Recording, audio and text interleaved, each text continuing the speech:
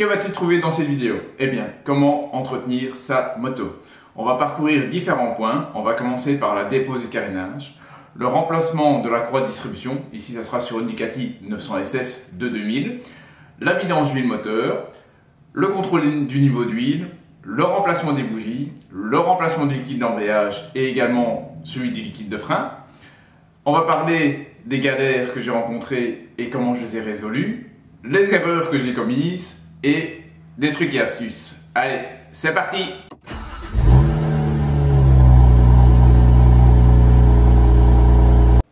Étape 1, la dépose du carénage. Donc pour déposer le carénage, ne vous cassez pas la tête à essayer de déposer partie par partie. Et généralement, les deux parties qui tiennent ensemble, vous ne savez pas les démonter si vous n'avez pas retiré l'ensemble. Donc moi, j'ai pris la décision de retirer l'ensemble du carénage, qui s'est avéré être la bonne décision. Donc en fait, dans un premier temps, il faut déconnecter le clignoteur. Attention, lors de la phase de remontage, de bien positionner le câble du clignoteur pour éviter que la fourche ne vienne buter dessus et à terme endommager votre câblage. Une fois que vous avez déconnecté le clignoteur, là vous pouvez commencer à défaire les vis. Ce que je vous conseille, c'est de défaire les vis du bas et puis défaire les vis du haut, comme ça vous savez le maintenir. Et il y a également une ou l'autre vis au milieu du carénage, donc ça ne tient pas à grand chose, c'est pas très complexe à démonter ni à remonter. Allez, bonne chance! La seconde étape que j'ai attaquée, c'est le remplacement des courroies de distribution. Donc ici, pour rappel, on est sur une Ducati 900 SS de 2000. Bon, voilà, j'ai jamais fait ça, je suis parti là-dessus. Maintenant, j'ai trouvé une personne qui fait beaucoup de vidéos sur la Ducati, donc il m'a pas mal aidé. Je vous mettrai le lien en description. Donc voilà, donc le plus simple c'est de démonter les caches, quoique le cache du bas m'a un peu embêté parce que j'avais le tuyau du radiateur d'huile qui revenait au bloc moteur et il bloquait le cache. Donc j'ai d'abord essayé de démonter le radiateur pour éviter de faire couler de l'huile, mais malgré que j'ai lâché le radiateur, impossible de sortir le cache, donc j'ai dû démonter le tuyau. Bon, j'ai un peu d'huile qui a coulé, mais si vous faites votre courroie de distribution, ne perdez pas de temps, défaites le tuyau, vous allez gagner du temps. Moi, j'ai un peu chipoté là-dessus.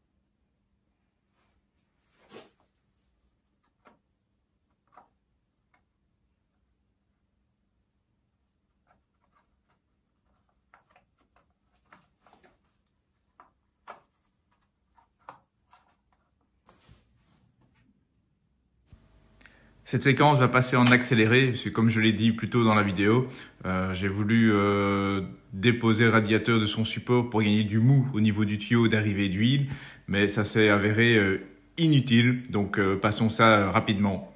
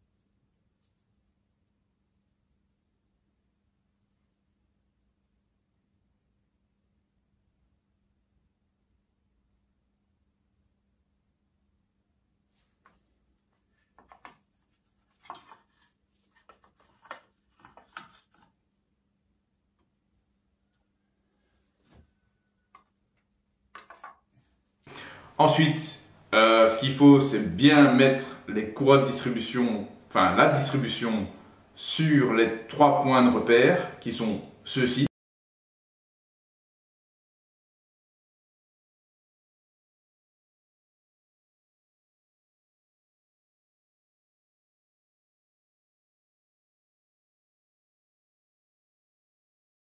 Donc il y a celui au vilebrequin, à l'arbre à cam du cylindre 1 et à l'arbre à cam du cylindre 2, ou cylindre 1, cylindre 2, je ne sais pas dans quel sens Ducati les a mis.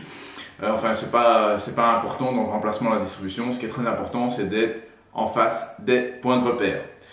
Une fois que les points de repère sont l'un en face de l'autre, il faut défaire les tendeurs. Alors, attention que pour faire tourner le moteur, ça a été un peu la galère au niveau de la poulie du vilebrequin. Parce que c'est, je m'attendais à avoir un écrou, j'allais pouvoir mettre une douille dessus. Eh bien non, ça ne fonctionnait pas. C'est un écrou assez spécifique, donc j'avais pas l'outil pour. Alors j'ai trouvé une astuce, c'est qu'il y avait des trous dans la poulie. J'ai utilisé des vieilles clés Allen, ça aurait pu être des tiges ou autre. Et j'ai fait levier comme ceci. Donc voilà comment je me suis débrouillé. Et donc là, j'ai fait tourner le moteur tant bien que mal. Pour faciliter les choses, j'ai démonté les 2 bougies pour pas avoir la compression contre moi. Donc ça facilite les choses également. Donc voilà comment j'ai fait pour me mettre au point de repère. Donc j'en reviens, une fois qu'on est aux 3 points de repère, il faut défaire les tendeurs de courroie, comme ceci. Pour défaire le tendeur, donc là il faut défaire la vis du haut, où il y a le petit œillet qui permet de régler la tension de la courroie. Et puis desserrer la vis du bas. Donc pas les défaire complètement, juste les débloquer dans un premier temps pour que la tension se libère. Et une fois que la tension s'est libérée, alors là, vous pouvez dévisser les 2 vis complètement. Et ensuite, vous pouvez retirer les courroies. Alors, deuxième galère, je comptais remplacer, et j'ai remplacé les galets, mais là aussi, encore une fois, pas la douille appropriée. C'est une vis à 2 pans. J'ai jamais vu ça de ma vie, mais voilà, les Italiens ont décidé de mettre une vis à 2 pans. J'ai cherché dans tous les sens comment défaire cette foutue vis.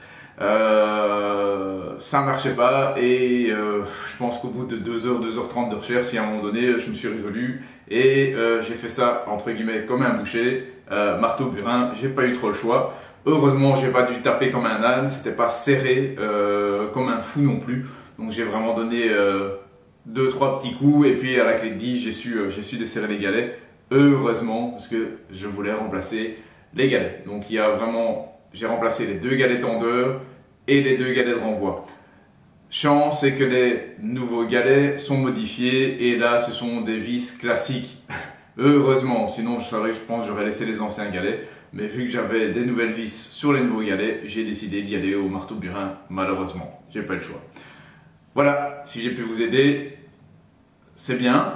Alors, ce qui est important, c'est que faites attention, c'est que les points de repère, les arbres à cam bougent assez facilement. Donc, avant de remettre la courroie, vérifiez bien que vos points de repère soient toujours exacts. Donc là, vous repassez la nouvelle courroie, puis la deuxième courroie, vérifiez bien que les points de repère sont bons. Alors là, il va falloir régler la tension de courroie. Alors là encore, merci au youtubeur qui fait beaucoup de vidéos sur la Ducati, où je vous mettrai le lien dans la description. Pour régler la tension de la courroie, il y a une petite astuce, c'est avec des clés Allen. Donc la 5 doit pouvoir passer entre le galet et la courroie, et la 6 ne doit pas pouvoir passer. Voilà comment ça se passe.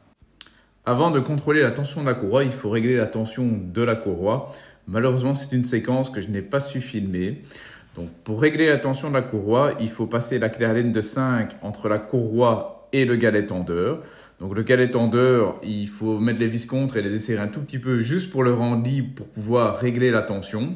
Et donc c'est simplement poser le galet sur la clé Allen sans vraiment forcer et alors serrer les 2 vis par la suite et alors contrôler la tension de la courroie avec les 2 clés Allen comme je vais vous montrer ici ensuite. Pour la tension de la courroie, il faut la régler soit avec une 5, donc la 5 doit passer au galet, la 6 ne doit pas passer. C'est la 6, ouais. 5 mm. 5 mm. passe, passe, 6 mm, passe pas, passe pas. Ok. Alors je suis mon point de repère ici, point de repère ici, et point de repère ici. Donc, je vais en faire 2 tours de bas moteur pour faire un tour de haut moteur. C'est toujours comme ça en 4 temps. Et voir si je retombe dans mes 3 repères.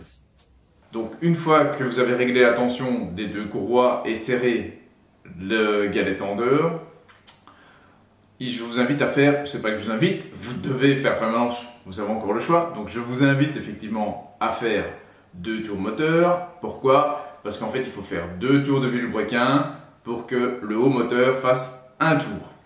Donc il va falloir tourner 2 fois, arriver, passer au repère une fois, refaire un tour, revenir au repère. Là, les repères au niveau des arbres à cames au-dessus doivent retomber juste. Si vous êtes juste, alors là c'est que votre distribution est bien calée. Vous pouvez ensuite remonter et voilà, et tester. Voilà, donc j'ai fait 2 tours bas moteur, faire un tour haut moteur, et je suis revenu à mes 3 points de départ. Donc ça, au niveau du calage, distribution, on est bon. Je vérifie la tension, je prends la 6 mm, je me mets au galet, passe pas, passe pas, je prends la 5 mm, passe, ça passe. Voilà, plus qu'à remonter. Ensuite, après la poids de distribution, je suis parti sur la vidange d'huile moteur. Alors là, ce que je vous conseille d'avoir comme outil pour faciliter les choses, c'est une béquille de maintenance. Ça permet de lever l'arrière de la moto et surtout pouvoir passer un bac en dessous. Parce qu'ici la machine est assez basse et j'ai pas eu facile à passer un bac. Et j'ai mis un peu d'huile sur le côté, donc voilà, si j'avais eu une béquille de maintenance, ça m'aurait évité cette galère là. Donc si vous vous engagez dans la maintenance de votre moto, je vous invite à vraiment prendre une béquille de maintenance, et ça facilitera également la chose pour nettoyer et graisser la chaîne également. Donc ça c'est un peu le problème que j'ai rencontré. Donc au niveau de la vidange, il faut commencer par défaire le bouchon de remplissage d'huile qui se trouve juste là. Et ensuite, vous pouvez desserrer le bouchon de carter qui se trouve juste là. Laissez couler l'huile et ensuite vous pouvez défaire le filtre à huile. Alors pour le filtre à huile, bah là vous pouvez trouver des astuces sur internet également, avec une courroie, une clé. Il y a moyen de se débrouiller sans un outillage spécial. Maintenant il existe soit une douille qui vient se mettre sur le filtre à huile, ou un outil spécial qui plus vous tournez, plus il se serre sur le filtre et plus celui-ci va se desserrer. Alors une fois que vous avez laissé couler l'huile, il va falloir donc commencer par remettre le filtre à huile. Alors attention de bien regarder, quand c'est une cartouche de filtre à huile comme ça métallique, bien regarder que le joint n'est pas resté collé sur le support de filtre à huile, parce que alors là ça ferait double joint et ben voilà, là c'est perte d'huile assurée quand vous allez mettre le moteur en route. Donc bien faire attention que le joint est bien revenu avec le vieux filtre à huile. Alors le nouveau filtre à huile, il ne faut pas le serrer à la clé, vous le vissez à la main et vous le bloquez à la main simplement. Pas de coup de clé ou d'outil, rien, vraiment à la main. Ne pas oublier de remettre votre bouchon de carter. Alors lors de l'achat des pièces, prenez bien un joint de bouchon de carter parce qu'il faut le remplacer. Alors j'aurais bien voulu nettoyer également le capteur de pression d'huile, mais je l'ai vu trop tard et j'avais pas le joint.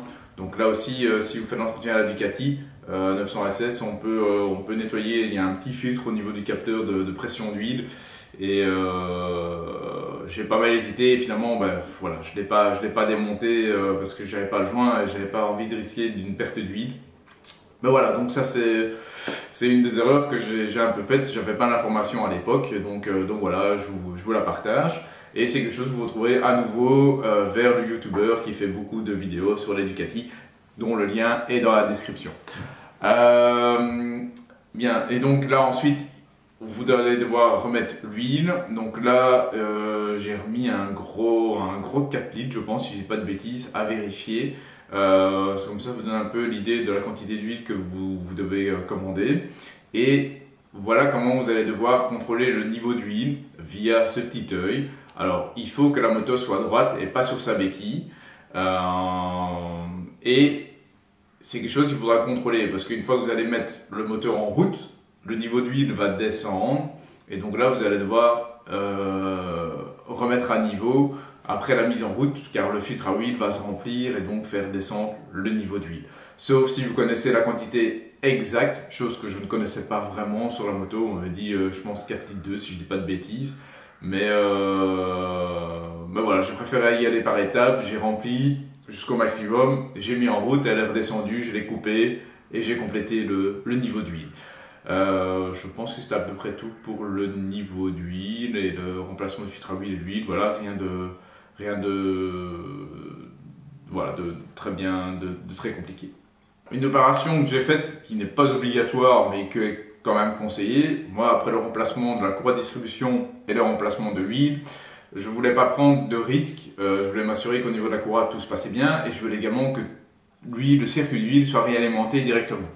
Donc j'ai fait tourner le moteur à vide, c'est-à-dire que j'ai volontairement retiré des bougies et j'ai fait tourner le moteur sans les bougies, comme ça il n'avait pas de mal, il n'avait pas de compression.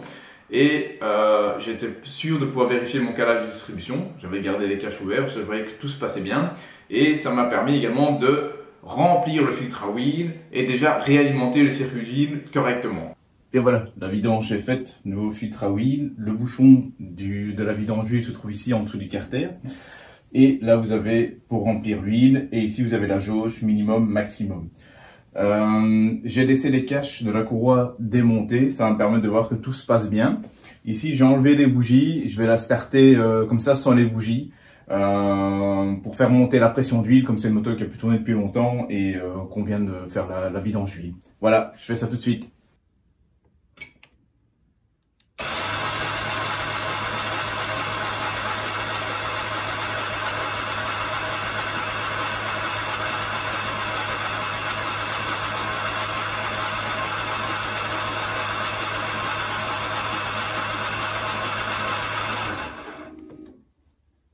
Ensuite, j'ai replacé les deux bougies, les deux nouvelles bougies, je les ai rebranchées, j'ai starté.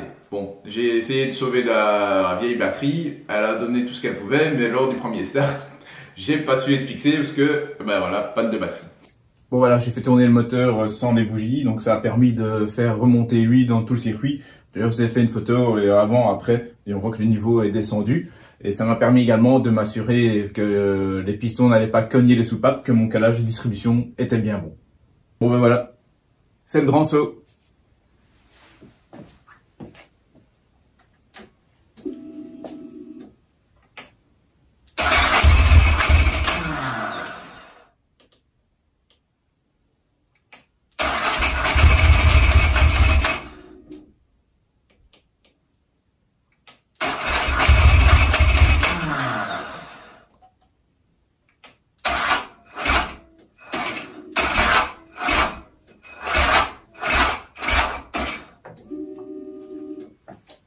Ah putain, la batterie qui m'a lâché.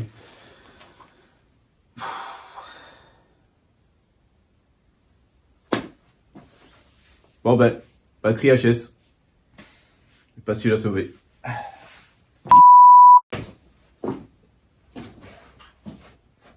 J'ai donc rechargé la batterie et en espérant qu'elle reprenne.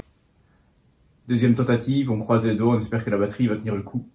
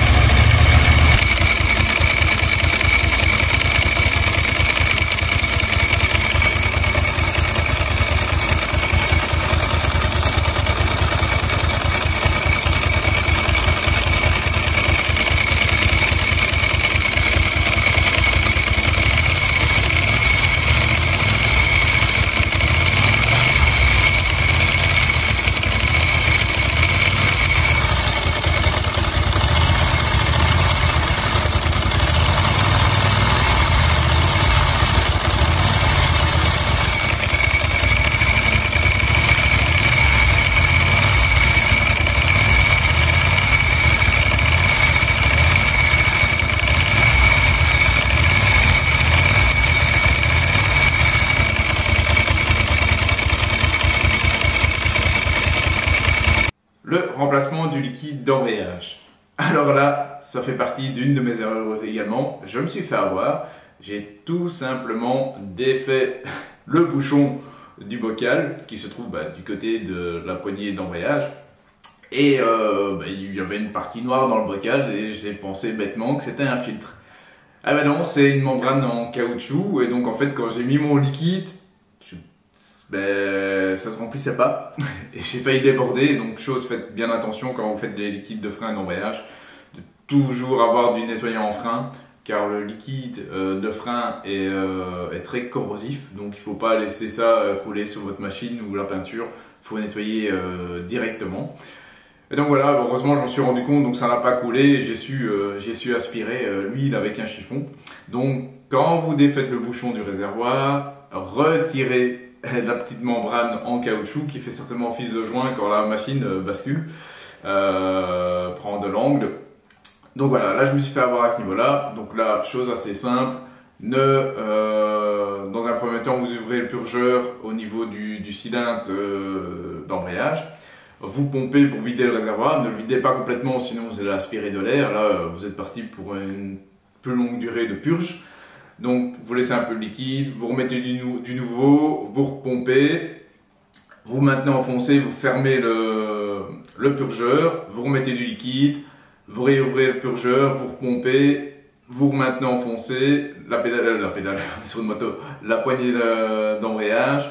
Vous refermez le purgeur, là vous complétez votre niveau et bien sûr vous assurez bien que dans le tuyau doit être transparent au niveau de la purge du liquide, de bien voir qu'il n'y a pas d'air. Mais bon, si vous n'êtes pas descendu, si vous n'avez pas vidé complètement le bocal, il n'y a pas de raison que de l'air se soit aspiré, sauf s'il y avait déjà un souci à la base. Donc surtout vérifiez qu'il n'y ait pas de bulle d'air dans votre tuyau, donc c'est pour ça qu'il faut utiliser un tuyau transparent. Ne vous cassez pas la tête à créer votre bocal de purge. Vous allez dans un magasin automobile et vous allez trouver un bocal avec un tuyau transparent qui est fait pour, ça va vous coûter 5-10 € et vous êtes tranquille, donc vous cassez pas la tête avec ça. Le remplacement du liquide de frein. Donc là, il y a une petite astuce, c'est que quand on fait le remplacement ou la purge d'un circuit de frein, on commence toujours par le purgeur le plus éloigné. Sur la moto, j'ai procédé de la même manière, donc j'ai regardé le purgeur qui était le plus éloigné du bocal et j'ai commencé par lui. Donc là, j'ai ouvert le purgeur, j'ai pompé au niveau de la poignée de frein, même chose pour le liquide d'embrayage, j'ai pas vidé le bocal complètement, j'ai remis du liquide, attention qu'il y a également une membrane à enlever, cette fois-ci je ne me suis pas fait avoir, là vous pompez, vous arrivez au bout, vous maintenez la poignée enfoncée, vous fermez le purgeur.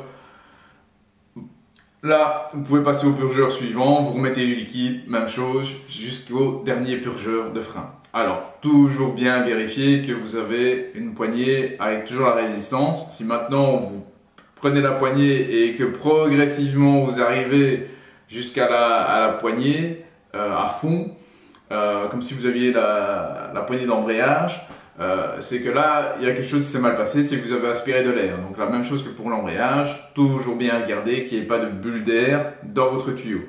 Tant qu'il y a des bulles d'air, vous pompez jusqu'au moment à ne plus avoir de l'air dans le circuit. Car si vous avez de l'air dans le circuit, vous allez avoir ce phénomène que vous allez attraper la poignée, bam, elle va la buter à fond. Et donc ça, c'est pas juste, vous allez vous retrouver sans frein. Donc faites attention à ça. Au niveau du circuit de frein arrière, on va procéder de la même manière que précédemment. Donc le réservoir de liquide de frein se trouve généralement au-dessus de la pédale du frein arrière. Donc là, on va se mettre au purgeur, ouvrir le purgeur, pomper avec la pédale, remettre du nouveau liquide, pomper à nouveau jusqu'à avoir du nouveau liquide dans le tuyau du réservoir.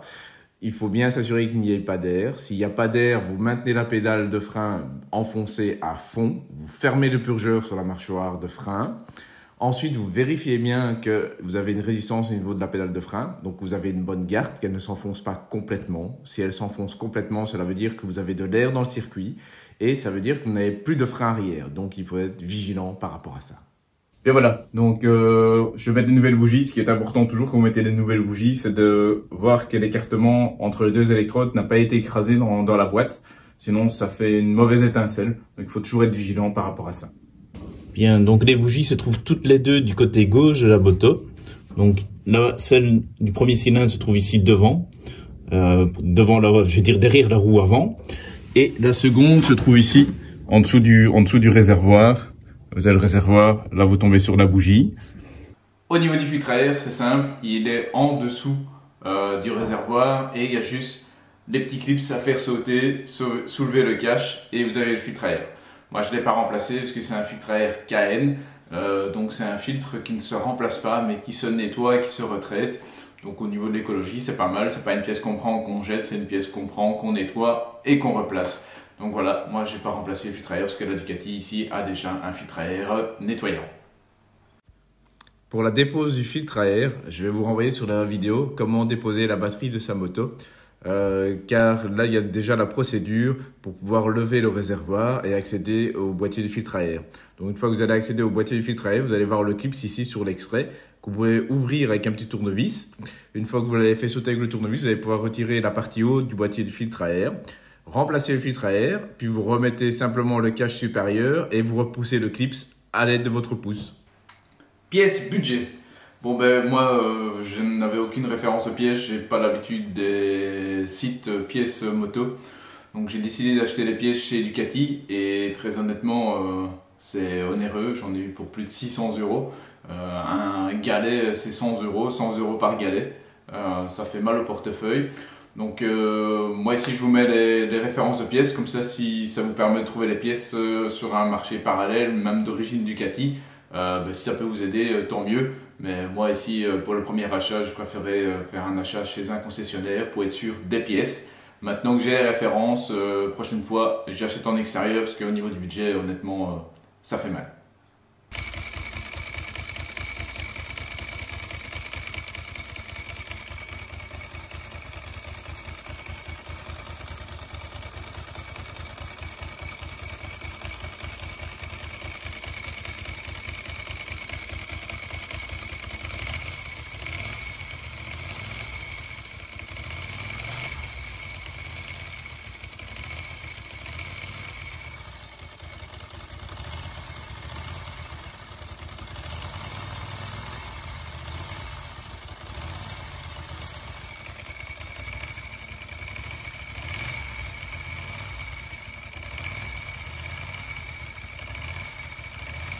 Voilà, la dernière étape après la réalisation de l'entretien de votre machine, c'est les vieilles pièces. Les vieilles pièces, allez jeter au parc un conteneur s'il vous plaît.